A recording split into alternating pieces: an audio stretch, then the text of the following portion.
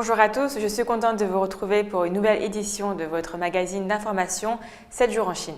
Essai de TGV entre Hong Kong et la partie continentale de Chine. Mise en service de la plus grande station photovoltaïque du centre de la Chine. Les relations sino-portugaises n'ont jamais été aussi bonnes. La Chine encouragera davantage l'innovation et l'entrepreneuriat. Le Premier ministre chinois appelle à davantage d'efforts pour promouvoir l'amélioration économique dans l'ouest de la Chine. Le réseau de trains à grande vitesse qui sillonne la Chine connecte déjà la majeure partie des principales villes de la partie continentale de la Chine. Le maillon manquant est Hong Kong, à l'extrémité méridionale de la Chine et de la région du delta du fleuve des Perles. Il sera bientôt à son tour connecté au reste du pays. Reportage. Selon les autorités de Hong Kong, une section de 26 km sur les 142 km de la voie ferrée qui reliera la ville à la partie continentale est finie à 90%, malgré un certain nombre de retards. Une fois achevée, la ligne effectuera la liaison entre Hong Kong et la ville méridionale de Guangzhou en seulement 48 minutes, réduisant le temps du trajet de plus de la moitié. Le professeur Wang Jixian de l'université de Hong Kong étudie les infrastructures de transport depuis plusieurs décennies. Il pense que cette voie express est une question de survie pour Hong Kong. Il y a 100 ans, cela prenait plus de 2 heures de se rendre de Hong Kong à Guangzhou. Un siècle plus tard, c'est toujours la même chose. Un des fondements de la prospérité de Hong Kong est son rôle de superconnecteur entre la partie continentale de la Chine et le monde. Donc l'infrastructure de transport comme cette ligne à grande vitesse est comme un lien vital pour Hong Kong. Au centre de Hong Kong se trouve le terminus de West Kowloon, qui est le point de départ de la ligne ferroviaire express. Le terminus de West Kowloon fonctionne davantage comme un aéroport international que comme une gare ferroviaire, ce qui signifie que l'équipement doit inclure à la fois un contrôle de l'immigration et un contrôle des douanes. Le terminus de West Kowloon est un symbole de la ligne ferroviaire à grande vitesse la plus chère au kilomètre. La facture finale pourrait s'élever jusqu'à 11 milliards de dollars américains. Du coup se pose la question de la fréquentation et de l'amortissement du coût. Je ne m'inquiète pas de cela, tout d'abord parce que la grande quantité de temps que cela économisera va grandement accroître la circulation entre Hong Kong, Guangzhou et Shenzhen. Ensuite, cela reliera également Hong Kong à d'autres villes, dans des provinces éloignées. On estime que la section hongkongaise de la ligne ferroviaire transfrontalière à grande vitesse ouvrira au troisième trimestre de 2018. Mais les ingénieurs du gouvernement disent que les premiers essais pilotes seront effectués dans moins d'un mois. Peut-être bien que le train à grande vitesse ouvrira plus tôt que prévu. La plus grande station photovoltaïque du centre de la Chine, construite conjointement par Wuhan Iron and Steel Rivière North Group Company et Asia Clean Capital, a été officiellement raccordée au réseau à la mi-juin. L'accord du projet a été signé en décembre 2016 et après quelques mois de préparation, la construction a été achevée en 3 mois seulement. Wiscorn est la base de la transformation d'acier du groupe Baowu Steel. Depuis longtemps, Wiscorn s'applique beaucoup à la production verte et au développement durable à faible consommation de carbone. Construite conjointement par les deux entreprises, cette station sur toit photovoltaïque s'est vue fournir des services complets par Asia Clean Capital, dont l'investissement total, la conception du système, la construction de projets et l'entretien à long terme. Le groupe chinois Changjiang Energy Corp s'est vu confier la mission de l'ingénierie, l'approvisionnement et la construction.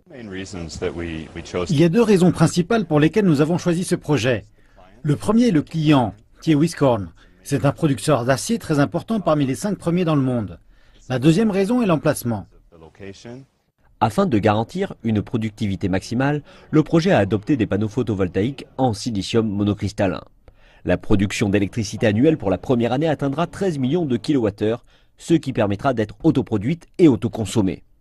Comparé aux centrales traditionnelles à charbon, ce système PV solaire peut réduire d'environ 220 000 tonnes la consommation totale de carbone durant son cycle de vie. Ceci est un moyen pour nous de montrer que même les industries traditionnelles peuvent faire quelque chose pour aider l'environnement en réduisant le coût pour faire durer notre planète plus longtemps. L'énergie solaire est une forme d'énergie durable qui a un immense potentiel de développement dans la société future. Comme le système solaire photovoltaïque distribué sur le toit peut effectivement utiliser l'espace libre sur les toits, la puissance verte produite par les modules photovoltaïques peut être consommée directement par son utilisateur. Selon l'efficacité actuelle, le rendement de conversion peut atteindre 18%. Jusqu'à maintenant, la production totale d'électricité est d'environ 120 000 kWh. Wuhan est situé dans le centre de la Chine. Comparé à d'autres lieux, Wuhan a plus de jours pluvieux et moins de soleil durant l'année. L'adoption de ce système peut résoudre efficacement ce problème. De la signature de l'accord à l'inauguration officielle, seulement 6 mois se sont écoulés. Surtout pendant le pic de la construction en mars, avril et mai, qui était la saison des pluies à Wuhan, les deux sociétés ont travaillé ensemble et ont surmonté les différentes difficultés pour achever le projet. Pour des raisons de sécurité, la construction sur toit n'a pas été autorisée les jours de pluie ou de vent, donc EPC a fait quelques plans spéciaux en particulier pour ces journées. Les jours de pluie, nous avons déménagé des hangars et fait quelques travaux de préinstallation. À moins d'être utilisée dans les grandes entreprises de fabrication de fer et d'acier comme Wiscorn, la station solaire photovoltaïque est adaptée à tous les types de toits, avec une capacité de charge appropriée, y compris les toits à usage commercial et ceux des foyers. Concernant la protection de l'environnement, je pense que les stations photovoltaïques solaires jouent un rôle actif, car dans le domaine de la conservation de l'énergie et de la réduction des émissions, cela ne causera pas de pollution des eaux usées ou des gaz de combustion, ni de pollution sonore. En outre, Wiscorn et ACC ont coopéré avec plusieurs fabricants en Chine sur un modèle similaire. En faisant un projet comme celui-ci, on peut réduire l'utilisation de l'énergie et de la pollution. C'est donc un excellent moyen d'avoir un air frais et de rendre l'environnement meilleur en dépensant moins d'argent.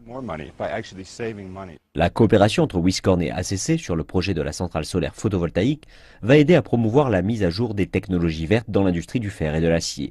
C'est également significatif dans le développement et l'utilisation des énergies renouvelables et le développement de l'environnement écologique et de l'économie sociale. Les relations entre la Chine et le Portugal sont dans la meilleure période de leur histoire, comme en témoigne la solide coopération bilatérale développée dans divers domaines ces dernières années, a indiqué le président du comité permanent de l'Assemblée populaire nationale Saint-Étienne.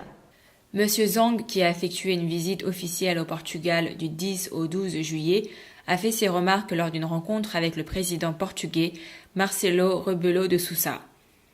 La Chine et le Portugal sont de bons amis et partenaires, liés par une compréhension, un respect, une confiance et un soutien mutuel, a affirmé le plus haut législateur chinois. M. Zhang a également exprimé le souhait de renforcer la confiance politique mutuelle et la coordination stratégique entre les deux pays, en tenant compte de leurs intérêts fondamentaux et leurs principales préoccupations.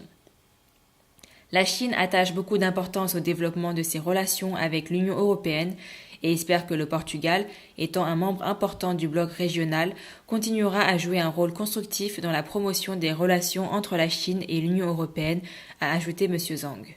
Pour sa part, M. Rebelo de Sousa a fait remarquer que le Portugal était prêt à travailler avec la Chine pour saisir les opportunités et approfondir leur coopération.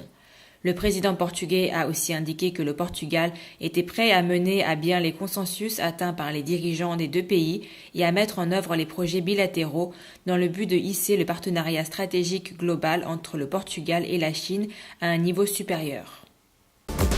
La Chine ira encore plus loin dans le développement axé sur l'innovation et l'entrepreneuriat avec davantage de mesures d'incitation en direction de l'entrepreneuriat étranger. Une directive a été adoptée mercredi lors d'une réunion de travail du Conseil des affaires d'État présidée par le Premier ministre Li Keqiang dans le but de renforcer le soutien à l'innovation et à l'entrepreneuriat. La Chine constituera un registre numérique intégré de licences d'entreprise et les entreprises étrangères ainsi que leurs partenaires chinois auront accès à un guichet unique d'enregistrement avec un délai donné pour les procédures requises. Le gouvernement simplifiera les procédures de demande de permis de travail et de résidence pour les experts étrangers hautement qualifiés et testera un service intégré en matière de logement, de scolarité et de soins médicaux. Les étudiants étrangers en Chine qui créeront de nouvelles entreprises pourront également demander un permis de résidence avec leur diplôme. L'entrepreneuriat et l'innovation de masse ont été un moteur efficace pour la croissance économique et la transition progressive et régulière entre les moteurs de croissance traditionnels et les nouveaux. Ils ont aussi contribué de manière significative à la création de nouveaux emplois et à l'augmentation des revenus, a annoncé M. Li. La promotion de l'entrepreneuriat et de l'innovation de masse a été présentée pour la première fois par le Premier ministre lors de la réunion annuelle des nouveaux champions en 2014 à Tianjin. Selon les statistiques de l'administration générale d'État pour l'industrie et le commerce, le pays a vu l'inscription de plus de 13 millions de nouvelles entreprises de mars 2014 à février 2017, dont 94,6% dans le secteur privé, soit une moyenne de 15 600 nouvelles entreprises de plus par jour au cours des 5 premiers mois de l'année, ce qui constitue un formidable tremplin pour l'emploi. La Chine mettra également en place des programmes visant à encourager les étudiants chinois à l'étranger à revenir créer des entreprises et à innover, et permettra également aux entrepreneurs chinois à l'étranger, y compris ceux des régions administratives spéciales de Hong Kong et de Macao, de profiter des mêmes services publics que les résidents locaux selon cette même directive. Davantage d'efforts seront faits dans le domaine de la protection des droits à la propriété intellectuelle, tout en dynamisant les marchés technologiques et en explorant un mécanisme qui permettrait d'assurer à la fois la commercialisation en temps voulu des résultats de recherche et un soutien budgétaire dans certains secteurs. Le Premier ministre chinois Li Keqiang a souligné l'importance de la réforme et de l'innovation dans la promotion du développement et de la mise à niveau économique dans l'ouest de la Chine. Dans le secteur de Yangling de la zone pilote de libre-échange de Chine, Li Keqiang a salué la réforme administrative menée dans cette région, permettant à la population de demander des licences commerciales par le biais de WeChat, une application de réseau social très populaire en Chine. Il a appelé à poursuivre la réforme et l'ouverture pour créer un environnement commercial où le coût institutionnel des transactions est bas, où les entreprises domestiques et étrangères veulent s'installer et où les ressources humaines de haute qualité resteront afin d'aider à stimuler le développement de l'ouest de la Chine. Dans un parc d'entrepreneuriat et d'innovation de masse, il a indiqué que l'entrepreneuriat et l'innovation de masse avaient un grand potentiel de développement dans les régions rurales et a demandé aux gouvernements locaux de créer un bon environnement à cet égard pour aider les agriculteurs à augmenter leurs revenus. Monsieur Li a également rencontré des familles dans le besoin lors de sa visite dans un village pauvre nommé Tawanhe, situé dans la région rurale de la ville de Baoji, s'enquérant des détails de leurs revenus, de l'éducation des enfants et du système de sécurité sociale.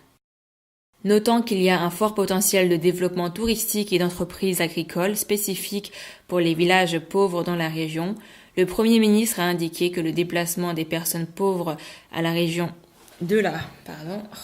des phrases hyper longues.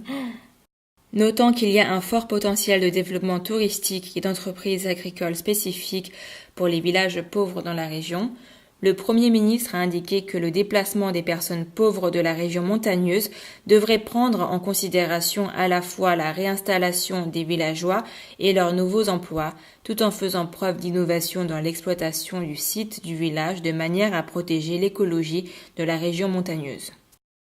Dans une entreprise publique de fabrication de machines-outils au Shanxi qui a personnalisé ses produits, M. Li a estimé que le marché d'aujourd'hui était très différent et que les besoins individualisés devenaient de plus en plus importants. Il a exhorté les entreprises d'État, les grandes en particulier, à faire progresser la réforme structurelle de l'offre, à promouvoir l'entrepreneuriat et l'innovation de masse, à accentuer la mise en œuvre du plan Fabriqué en Chine 2025, ainsi qu'à surmonter les difficultés techniques afin de moderniser l'économie chinoise vers le moyen et haut de gamme. Durant sa tournée, M. Li a aussi visité une zone défavorisée de Baoji, où il a annoncé que la Chine avait déménagé 80 millions de personnes qui se trouvaient dans des logements de mauvaise qualité ces dernières années, mais qu'il en restait encore des dizaines de millions.